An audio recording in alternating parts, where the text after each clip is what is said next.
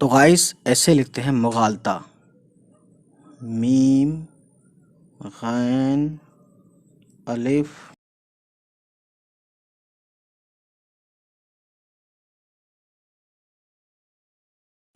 اور اس ورڈ کا مطلب ہوتا ہے دھوکہ یا بھول چوک، یا پھر آپ یہ کہہ سکتے ہیں کہ غلطی سے کچھ مان لینا ہے نا۔ تو غائز ایسے لکھتے ہیں مغالطہ، میم غین الف، ٹھیک ہے، اتنا ہوا مغا اور لام اور تے اور چھوٹی ہے، یہ ہو گیا گائز آپ کے سامنے مغالطہ، ٹھیک ہے۔ یہ غین ہے، ٹھیک ہے نا، غین، یہ گا نہیں ہے، غا ہے، غا، ٹھیک ہے۔ ایٹیمالوجی میں بات کریں تو یہ ورڈ لیا گیا ہے عربک ورڈ سے، ٹھیک ہے، عربک اور دوسری چیز یہ ہے گائز کہ آپ جانتے ہیں ایک ہوتا ہے گا ہندی میں، تو اس کے لیے گاف ہوتا ہے، لیکن ایک ہوتا ہے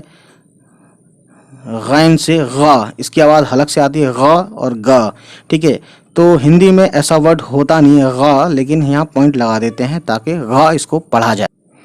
امید ہے گائز یہ ویڈیو آپ کو پسند آئی ہو، اور اگر پسند آئی تو پلیز ہماری ساری ویڈیو اب تک جو ہم نے اپلوڈ کی ہوئی ہیں 750 سے زیادہ ویڈیوز ہم نے اپلوڈ کی ہوئی ہیں، تو پلیز اس کو دیکھیں اور ان تک شیئر کریں جس کو اردو سیکھنی یا پڑھنی ہے،